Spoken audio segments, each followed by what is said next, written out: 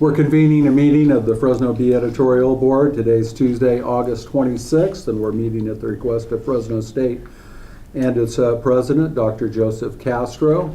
Recently, Dr. Castro wrote an op-ed for the Bee, summing up his first year, and he listed for the residents of the Valley the successes and the challenges ahead. And he also recently addressed the entire campus at Fresno State on what he sees for the future there, again with successes and challenges, and we welcome Dr. Castro to the meeting today. Thank you.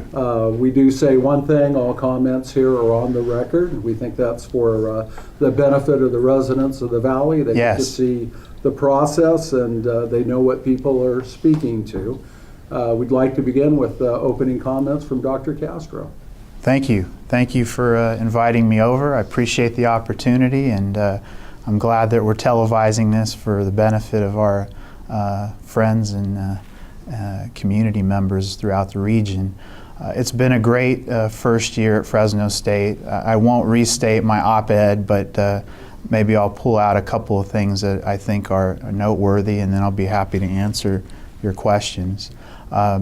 I think like other universities, Fresno State went through a very challenging time during the Great Recession. And we are now out of that period, a period of more stability and a time of renewal. And I believe that Fresno State is coming out of that period stronger than ever. We're also innovative in lots of different ways.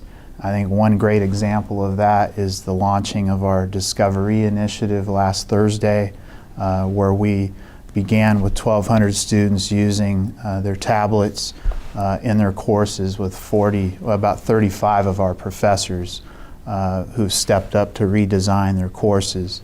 I've received a number of emails from students who were not able to get in the program, who are excited about joining us in the future.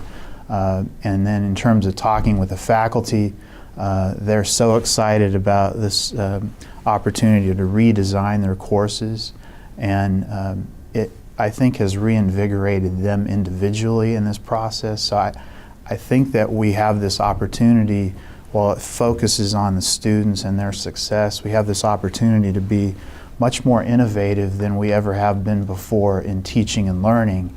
And in the process, we'll be able to lower costs for our students, which, as you know, is a very important thing. 72% of our freshmen are first in their families to go to college. That's up over the last decade. And I think about, 65% or so surely are Pell Grant recipients. And so we want to be as sensitive to their particular economic needs as we can. So many of these new Discovery courses are removing their textbooks or reducing their textbooks and introducing new iBooks that are free, using content that is comparable in quality and bringing it together for them. We found that over half of the students in Discovery are new freshmen. And as you know, we're Hispanic serving, but a disproportionately high percentage of the students who have joined this first year are Latino. And I think part of that relates to the access that we're providing them. They all come with data plans and a scholarship that covers most of the costs. So if they live in Parlier or Fowler or Hanford, they can do their work 24/7. And so we're dealing with that issue, I think, in a much more effective way than we've ever been able to before. We're investing more in our infrastructure, and that includes lots of different areas. I mentioned our electrical upgrade. We're going to completely renovate the electrical system from the 1950s and replace that with a new system. This is something that has needed to be done for quite a while, and thankfully we received $31 million from the CSU to fix this problem. So over the next year and a half we'll do that. And along the way we'll do more in terms of sustainability, conservation. So it gives us that opportunity to really strengthen our infrastructure and to do it in a smarter way. And then finally, I've talked about how athletics and academics will rise together at Fresno State. This is something that has happened at many universities, many fine universities across the nation, and I see Fresno State in that tradition being able to do that. With the changes happening in the NCAA, we know that that means that it will cost more to stand still, and we're not going to stand still. We're going to rise academically and then athletically as well. So it will require more investment from the campus, and we've begun that. We put $5 million in new campus funds into strengthening our athletic programs this year. We're asking our friends, our alumni, to join us, and my hope is that we'll be able to rise in that area as well. So I'll end with that. We just finished our second best fundraising program in our history, $43 million. And usually after a comprehensive campaign, you see a dip in fundraising, but we actually went up by 60% over the year before. So it's an encouraging sign that people throughout the region and beyond really love Fresno State and they want us to succeed. And that gives me energy to try and do my job as well as possible with my colleagues. Dr. Castro, I know you spent much of your first year getting to know people in the Valley. Yeah. A lot of traveling. You and your wife, very visible. A lot of listening. Yes. Fundraising. What about trust of the faculty? You're coming in as a new president, and campuses always have many divergent thoughts, a Yes. lot of free thinkers, people that are very confident in their views. Yeah. What have you done in regards to faculty relationships, and maybe mention what some of the hurdles you had to overcome and what you feel are successes and opportunities moving forward? Sure, great question. Well, I view the faculty along with the students and staff as being the core of our university. And I've spent the whole last year building trust with them, getting to know them just as I have with the other groups that care about Fresno State. So I spend a lot of time almost every Monday with them in the Academic Senate. I go to all the executive committee meetings. I go to all the full Senate meetings unless I have some emergency that takes me off campus to Long Beach, but otherwise Monday afternoon I'm always with them. And that's noteworthy because I get to hear directly from them about what issues are on their mind. I provide them with an update. I take questions from them. But beyond that, I accept every invitation that the deans provide to me to go see them and talk with them. So over the course of the year, I spent time at each of the schools and colleges meeting all the faculty. And then I try as much as I can to get out around the campus. There's a kind of a balance that every president has to achieve between how much you're off campus and how much you're on. So when I'm on campus, which is a lot of the time, I try to get out and walk around, and I get to meet faculty that way, kind of hear their views. I always ask for feedback. I think it's really important for presidents and other leaders to hear feedback, and especially feedback that's not positive, so that we can be even better. So those are some of the ways that I've tried to do that. And the same with the staff. I meet with the staff leaders all the time. The student body president, I have a standing meeting with him, and I go to the associated student body. The alumni, I meet with them every time they get together. I provide them an update. So it helps me to stay in touch with them and to hear their voices, and their voices matter to me as I make decisions with my colleagues. When you initially announced the tablet or the notebook program, there was some pushback. People were pie in the sky. Can we afford it? Is this really the way to learn? It's a fad. Yeah. And yet with the rollout, it seems like that we haven't heard from the doubters. Yeah, you know, there's always healthy skepticism in a university, and we should always have that. We should encourage that. So when the idea came about, people were wondering, could it really work? Are there universities that have done it well? The answer is we're pretty much on the frontier now, and we were able to learn from Northridge's experience, but we're now kind of beyond that, and we're in a new place. I knew we were in great shape when 40 professors stepped up in January and said, voluntarily, I'm ready to do this. And then I was, and it reaffirmed in the summer when I saw them stay together in their professional development and see how excited they are. And then, of course, last week, it was just, yeah, just really exciting to see the students and the faculty get involved in the program. Maria, I believe you have a question for the president. Correct. Last week, you talked about a few insecurities Yes. you were addressing the faculty. That's right. You mentioned that 30% of the student population go hungry every day. Is this an issue particular to Fresno State? Do you see that happening in other CSU campus? This is because of our location, the student demographic. How we addressing this issue? Food insecurity is an issue across the nation and even across the world, as you know. I became more sensitive to the situation at Fresno State over the course of this first year. I had been, I'd visited the Bulldog pantries, which are off campus and serve the community.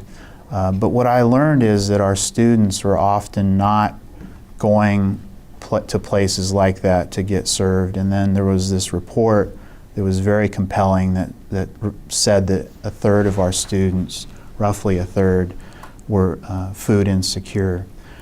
That shouldn't be a surprise given that so many of our students are from this region, and so many of them are the first in their families.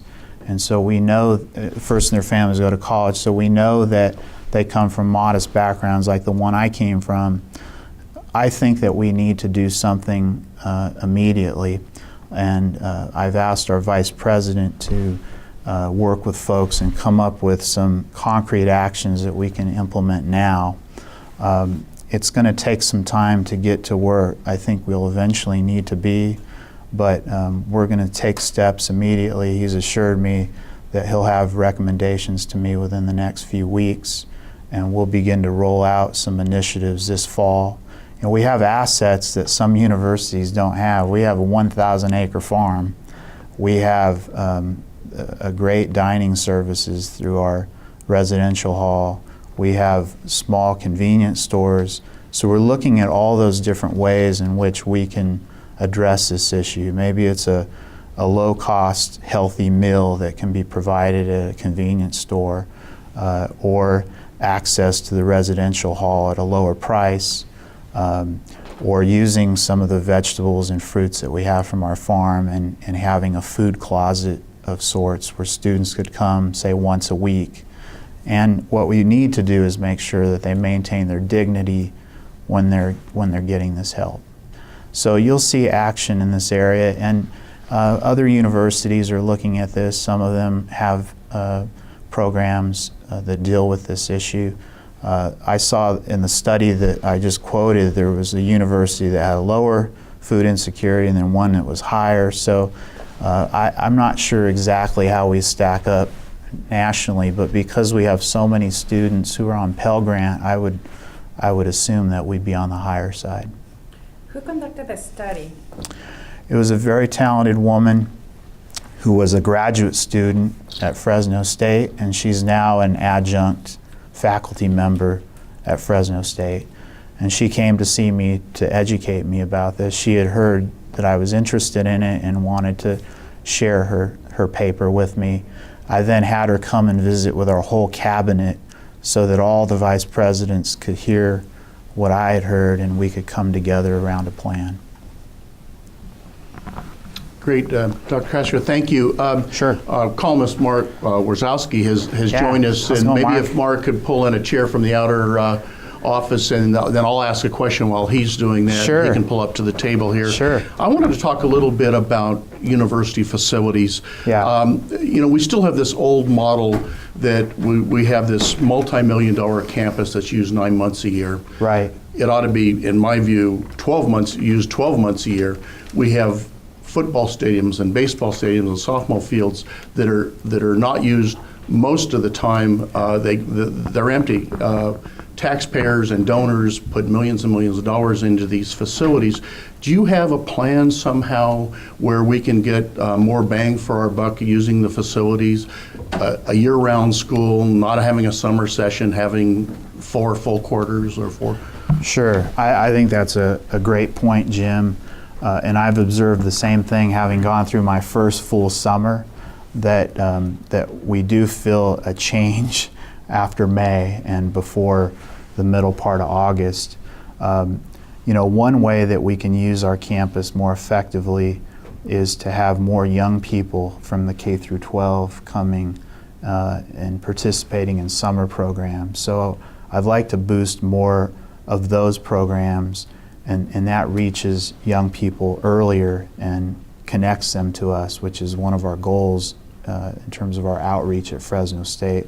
Start early, get them interested, help them prepare.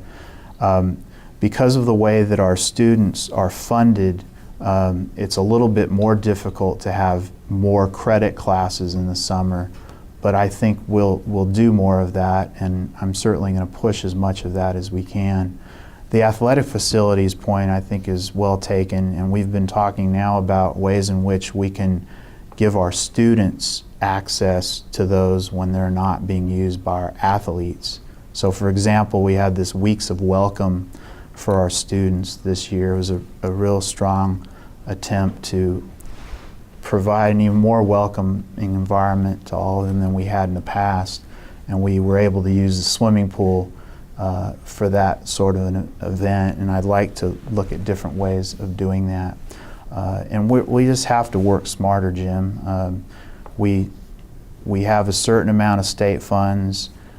We probably will see some modest increases in that. I hope that'll translate into more students. As you know, I've been pushing within the system for that, and when I see the governor, I try to persuade him that Fresno State needs to grow. We had almost 4,000 students who were academically eligible to come to Fresno State this fall. We had to deny them admission because we didn't have enough space. But they were eligible, and a lot of those students are place-bound. And I've said that to him and others, that this is a unique situation. A lot of our students can't just go to East Bay or Los Angeles or San Marcos. Some can, and that's great. But others have to be here, so it could be Fresno State or nothing.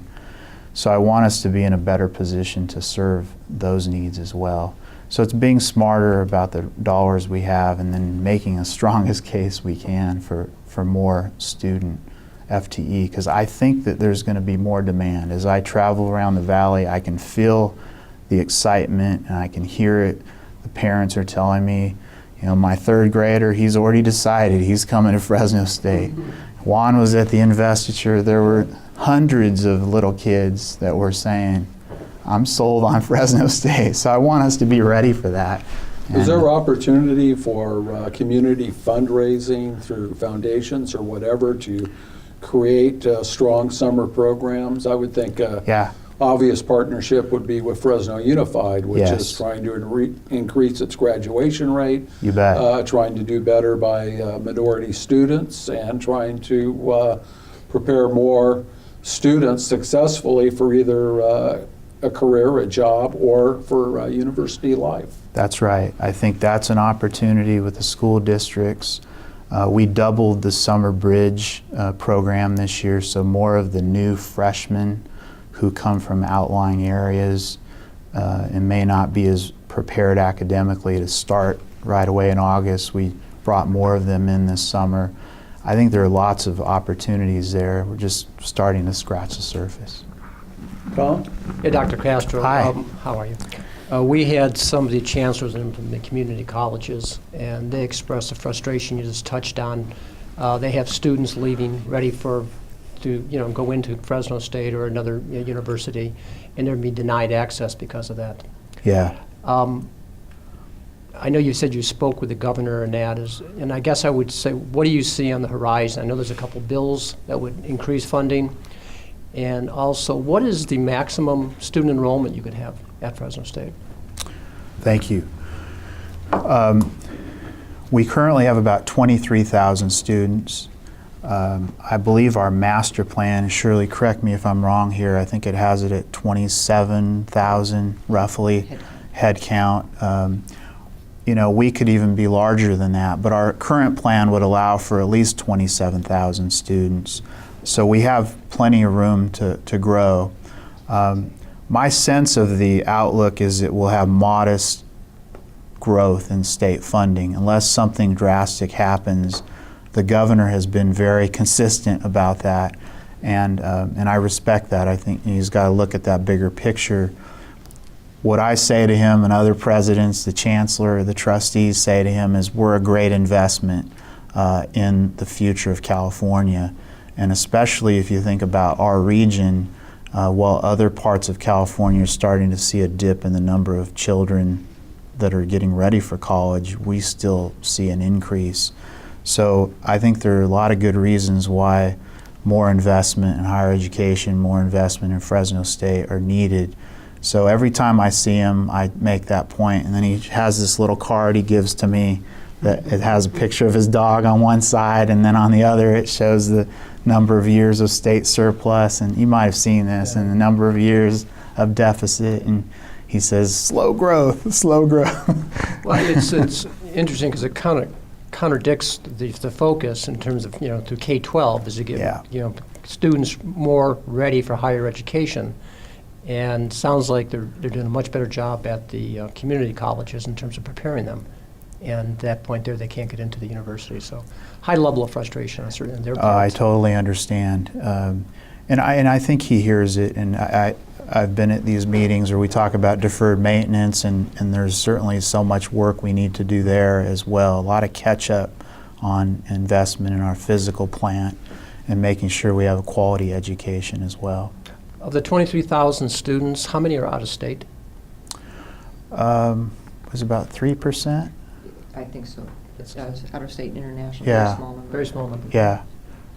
It's been up a little bit, but it's still modest. Yeah.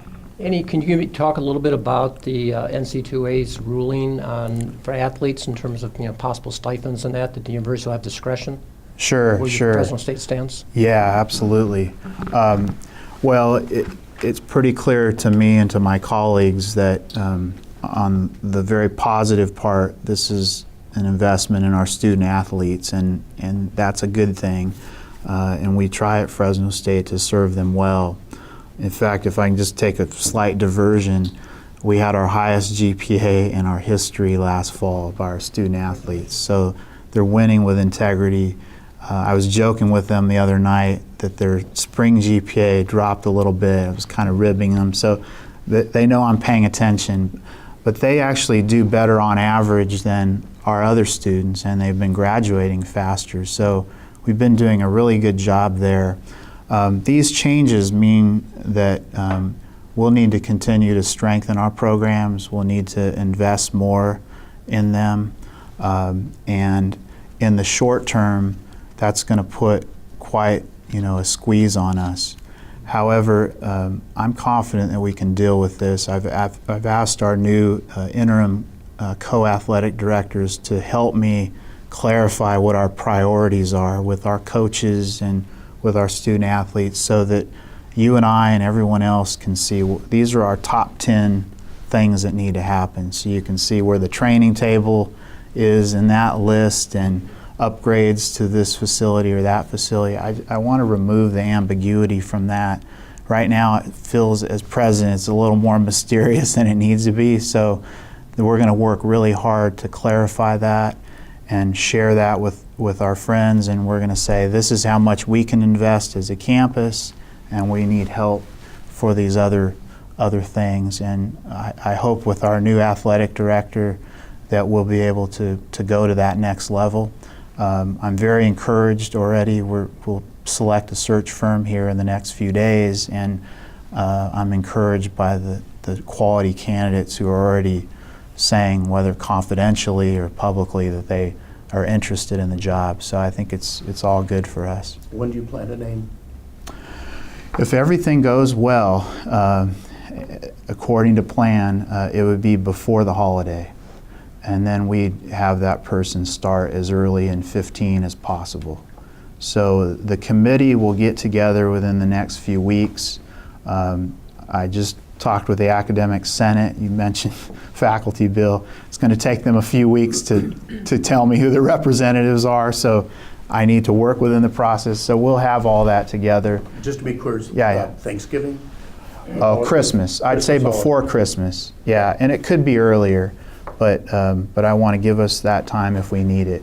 Yeah, and then depending on who it is, we try and get them earlier rather than later in 15.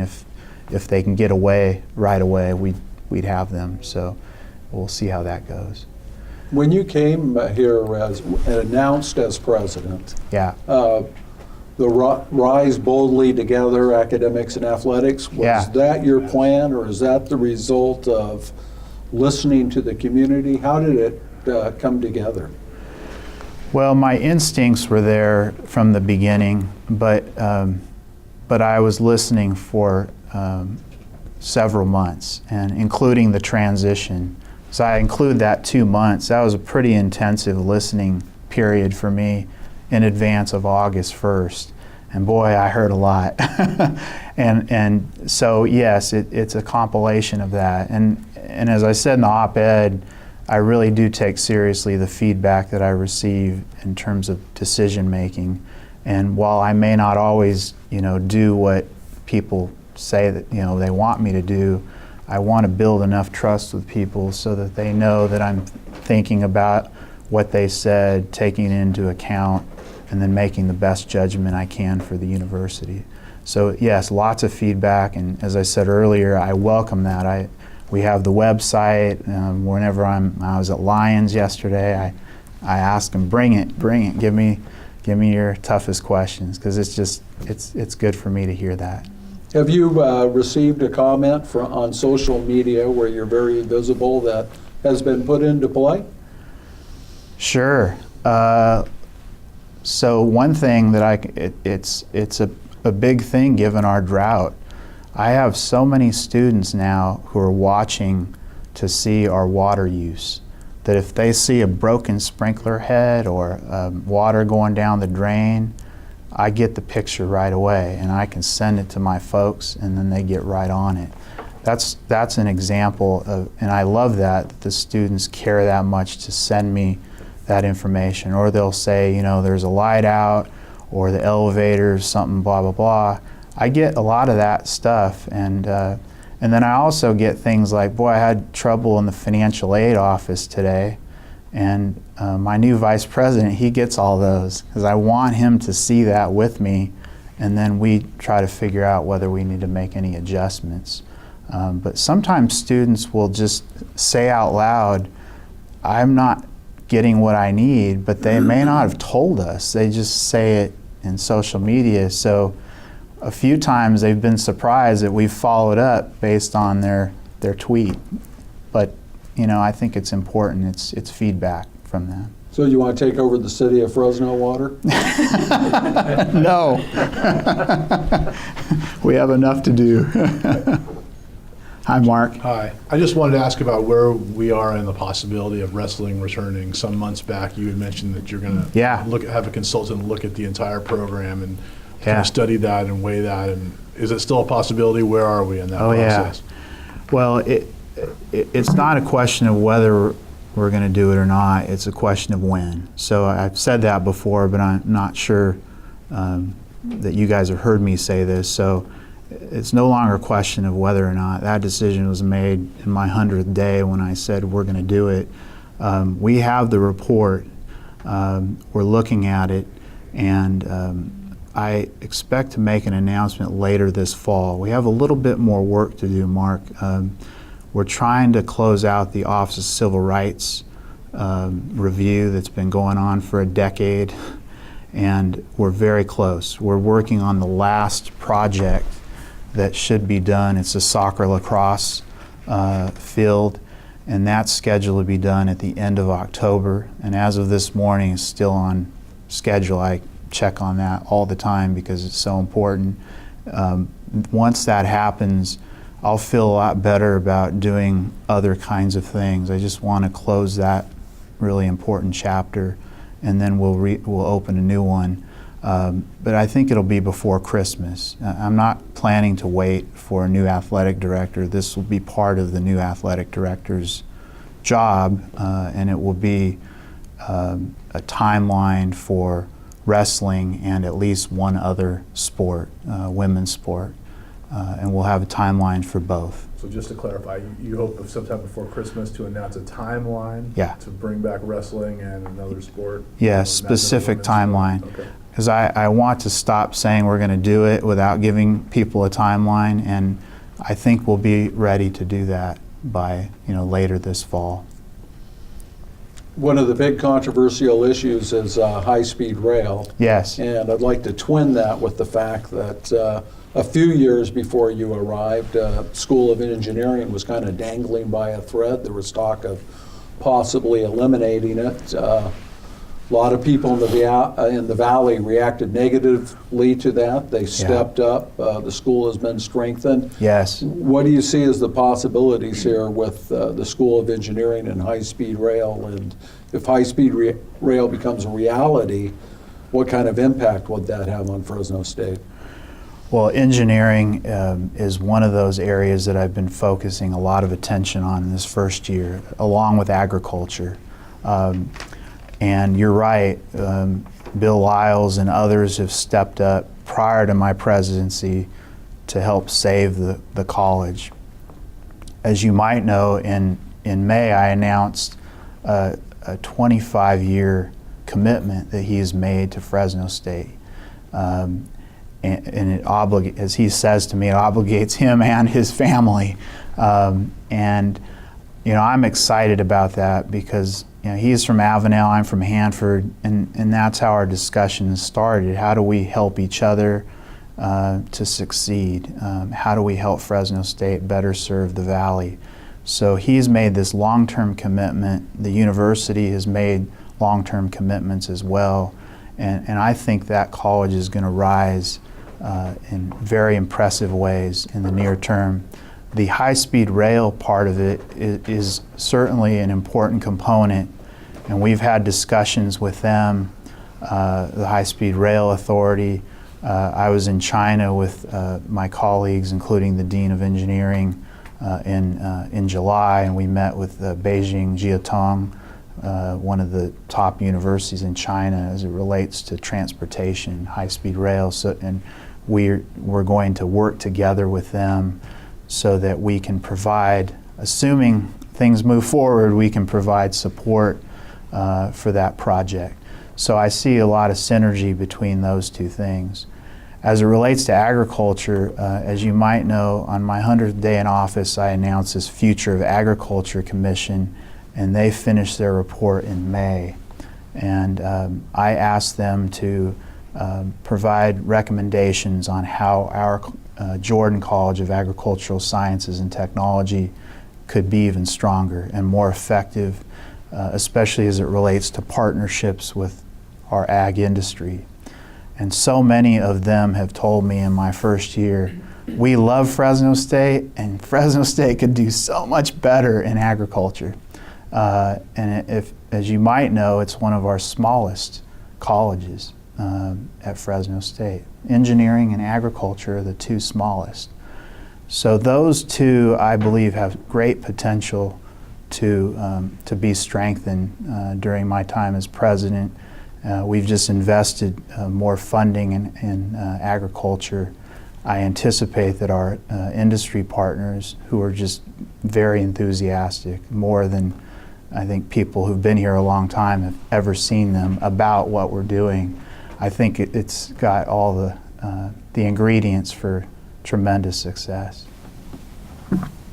Dr. Castro, Yeah, hi. campus safety is a big Yes. concern to both students and, of course, their parents. It's in the news today. Yes. And has been in the national news, particularly sexual assault. What assurances can you give the students, and what kind of discussions are you having with the campus safety issue? Thank you. That's a great question. The safety of our students is the very most important thing. They cannot be successful without being safe. And we have taken a number of very important steps to make our campus more secure. We have improved our lighting and parking structures. We have improved our police services to make sure that we're as responsive as possible. We get a daily incident report every day. I read through that and see what the trends are. It's very important for us to make sure that our students are as safe as possible. We also are investing more in awareness programs so that they can be smarter about how they get from place to place. As you might know, there's a lot of work now that's being done at the federal level to get universities to strengthen their efforts. And the whole CSU system, when I was with the presidents in June, we spent a half a day talking about how all the 23 campuses are going to work more closely together to strengthen our programs in this area. So it'll be a stronger focus than ever before. And that includes, issues of sexual harassment, trying to make sure that we get those as close to zero as we can, and education and support services. If there's an allegation of sexual assault that takes Yeah. place on campus, is that then referred to Fresno Police Department, or is it handled by campus police?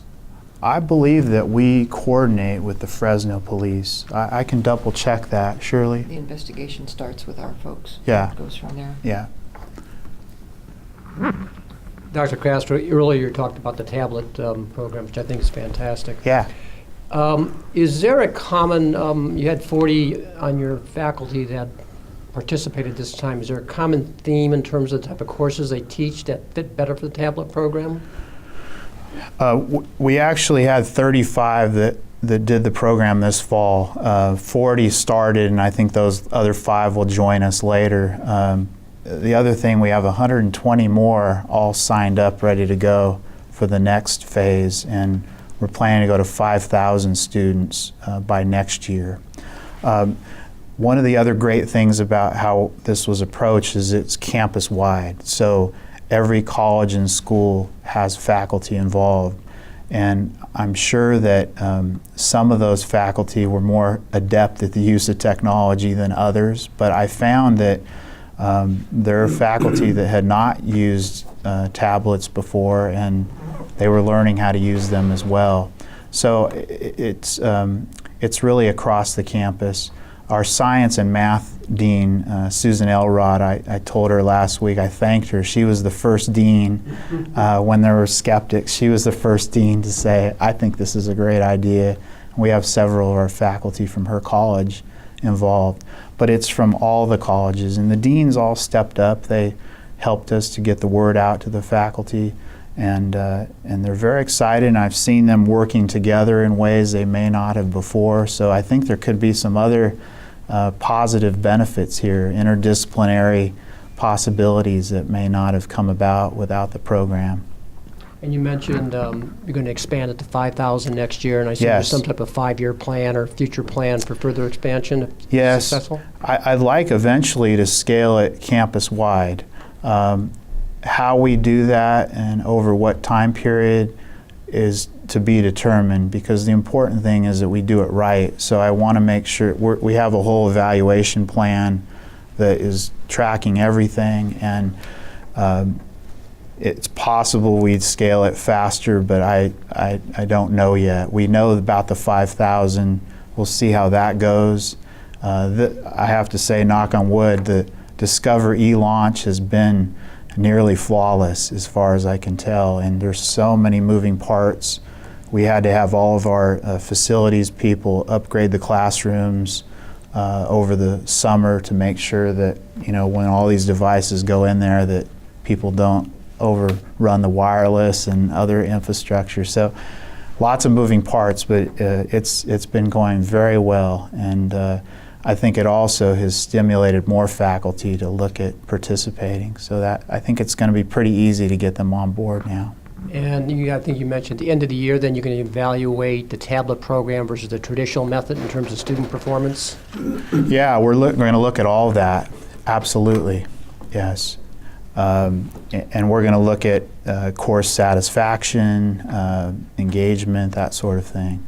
I'll be happy to share that with you, the findings. Yeah. Dr. Castro, when you Yes. look up and down the valley, the number of, or the percentage of residents who have a college degree is very small. Yes. And I know that we've talked about that a lot. My interest right now is at the graduate level, those with master's, doctorates.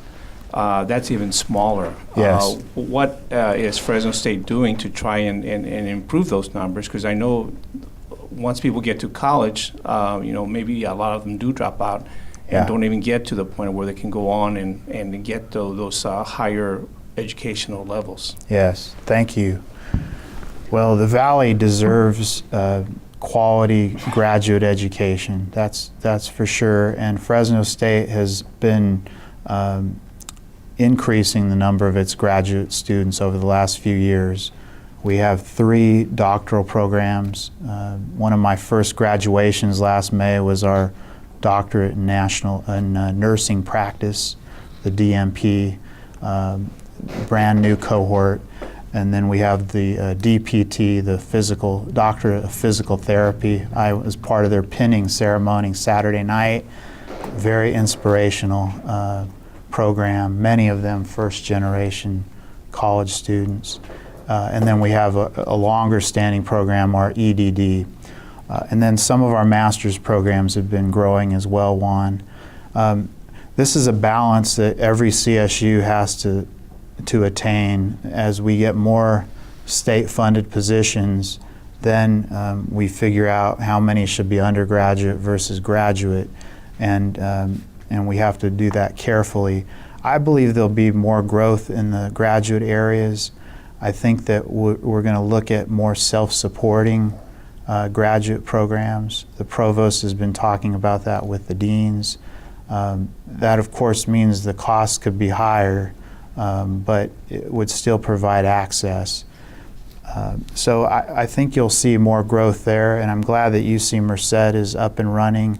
As you might know, I was part of the founding team there, so I'm really happy to see that they're doing well, and I think that their graduate programs, along with ours and other universities, will help to address those needs. But we certainly need to have more investment in these areas, and mention the one in engineering, the investment in the Lyles College. That will benefit graduate and undergraduate students. We're going to enhance our concert hall with a gift from the Assimi family, and that will benefit graduate and undergraduate students as well. So we try to make sure we serve them as well as possible. Dr. Castro, Yeah. I want to ask a question about your motto this year is to be bold. Yes. So beyond that just being a slogan, can we look to the university to be revolutionary this year? What do you think that means, being bold? Well, thanks for asking, Jim. One of the observations that I made when I arrived at Fresno State was that people had gone through a tough time during the Great Recession. And I experienced this at UCSF in a different way. That campus only received about 5% state funds. So we were already accustomed there to a different mix of funds. But this university, Fresno State, like so many other universities, I think, really struggled during that time. And the fact that it was able to sustain itself is a testament to the leadership before I arrived and everyone else. However, I just noticed some reservations about being creative, being innovative. I was hearing people say, well, there's not enough of this or not enough of that. people were feeling overburdened, you know, doing more than one job, that sort of thing. All things that I understand. So it's a way, Jim, of giving people permission to take risks, and at the same time saying, okay, these aren't all going to work out, but if they're thoughtful, a lot of them are going to work out, and that's okay. If we miss some, we're going to make some modifications and learn from that and do better. So part of the Be Bold is to say to people, everybody, students, faculty, staff, that it's not only okay to innovate, that's what we want. We want to do that. We can go to that next level as a university. You know, we're 104 years old, and you know, I'm imagining the next 50, 100 years what we could be, and it could be very special. I think of my alma mater, Stanford, and 50 years ago, yeah, they were a pretty good place, but they weren't like they are now. They've really risen academically and athletically in that 50-year period. Or you see like UC San Diego, one of the youngest universities in the world, and how strong and powerful they are. I'd love to see us go on a run like that and go to that next level and be one of the very best of our kind, as best as a public, comprehensive university. I think that's attainable, and we already do well in the U.S. News and World Report.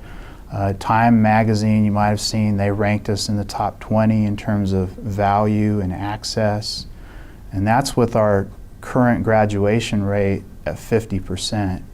I've challenged our colleagues to increase that to 70% in the next 10 years. And that'll be a big jump for us, because if you look at over the last 10 years, it's been flat. So to go that high is a tall order, but we're working on it, and I think we're going to be able to do it. Can you give us an idea of things that you would implement or changes you would make, ideas that are going to shape this effort?